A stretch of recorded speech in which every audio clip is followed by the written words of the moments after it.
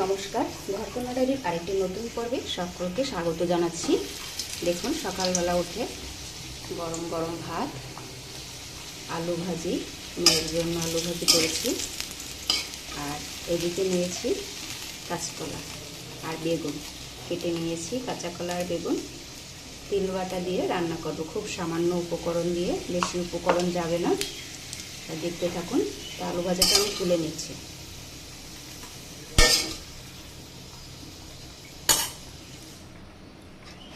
তা দেখুন, আমি কড়াইয়ে তেল দিয়ে দিয়েছি। আর এদিকে নিয়েছি কালো জিরে। তেলে কালো জিরেটা ফোড়ন দিয়ে নিলাম। এবার এটাকে একটু নাড়তে হবে।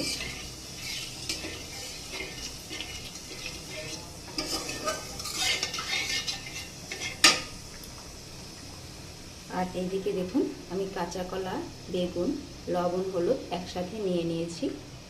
এবার এটা ফোড়নের মধ্যে দিয়ে দেবো।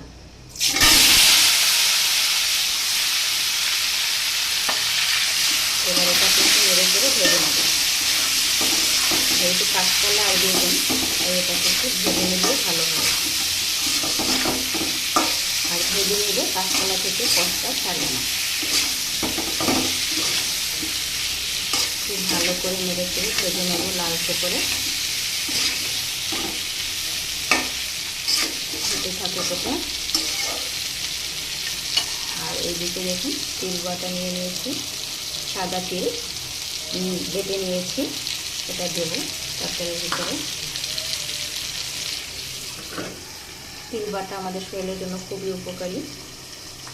তিল বাটা খেলে নাকি শরীরে ক্যালসিয়ামের অভাব হয় না।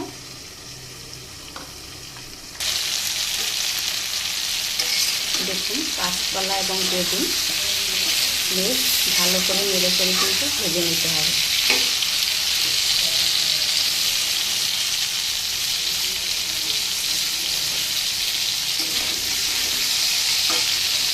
আবার একটু ঢাকা দিয়ে দেবো।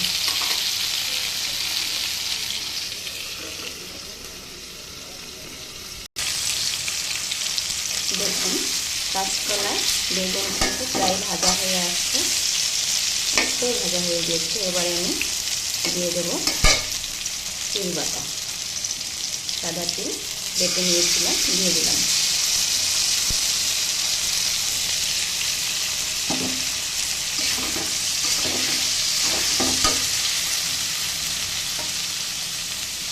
তিল বাটার বাটিটা আর একটু জল নিয়ে বাটিটা ধুয়ে দিয়ে দিলাম।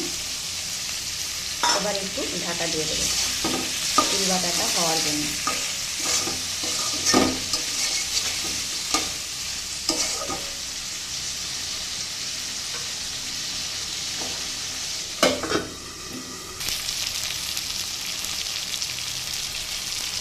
দেখুন, তিল বাটাটা দেওয়ার পরে ঢাকা দিয়ে বেশ কিছু সময় কষে নিয়েছিলাম।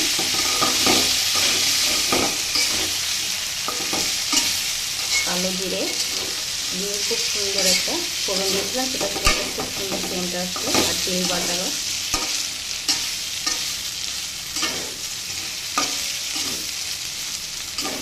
এটা কিন্তু কষানো হয়ে গিয়েছে, মশলা থেকে তেল ছেড়ে দিয়েছে। মশলা বলতে ওই তিল বাটা আর একটু কালো জিরে ফোড়ন, আর কোনো মশলা যাবে না।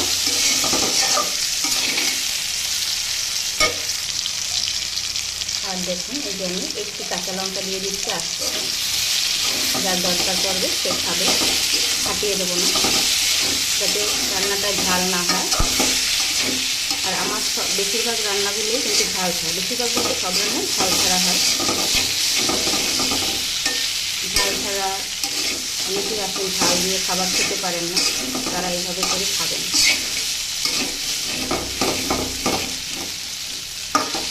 ঝাল খেলে যাদের প্রবলেম হয়। এবারে আমি দিয়ে দিচ্ছি জল।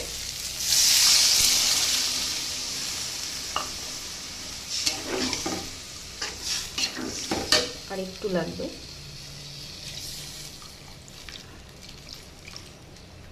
যেহেতু কাঁচকলা সিদ্ধ হওয়ার পরে ঝোলটা একটু টেনে যাবে, তাই পরিমাণটা বুঝে দিতে হবে। দেখুন কত সুন্দর একটা কালার এসছে।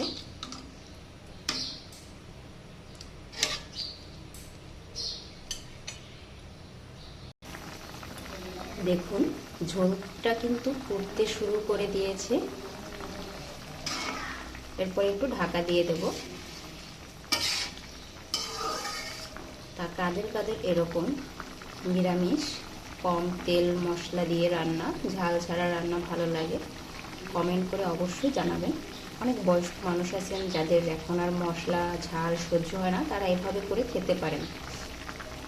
বাচ্চারাও তো ঝাল খেতে পারে না, বাচ্চাদেরকে এভাবে করে খাওয়ালে ভালো হয়।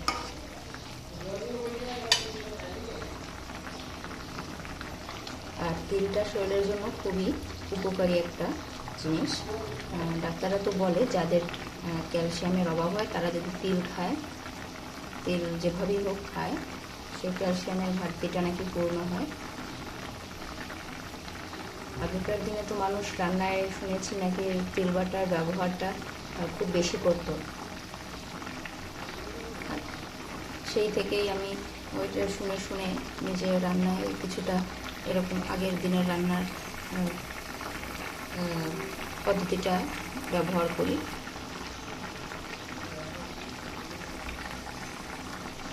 এবার এটাকে একটু ঢাকা দিয়ে দেবো, যেহেতু ফোটা শুরু হয়ে গেছে, এখন আর সরায় তেলটা উঠে যাবে না, তার জন্য এবার এখন ঢাকা দিয়ে দেবো ফুটে ওঠার পরে। দেখুন তিল বাটা দিয়ে আমার কাঁচকলা আর বেগুন রান্নাটা কিন্তু হয়ে গিয়েছে।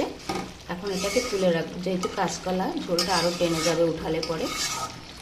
তা আজকের এই রান্নার ভিডিওটা কেমন লাগলো অবশ্যই কমেন্ট করে জানাবেন।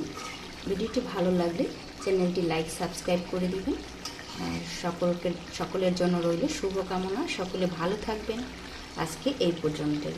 আর আপনারাও এরকম স্বাস্থ্যকর রান্না করে খাবেন। বেশি তেল ঝাল মশলা ভাজা পোড়া খাবার খাওয়ার থেকে এই ধরনের খাবার খাওয়া শরীরের জন্য খুবই ভালো। আজকে এই পর্যন্তই, নমস্কার।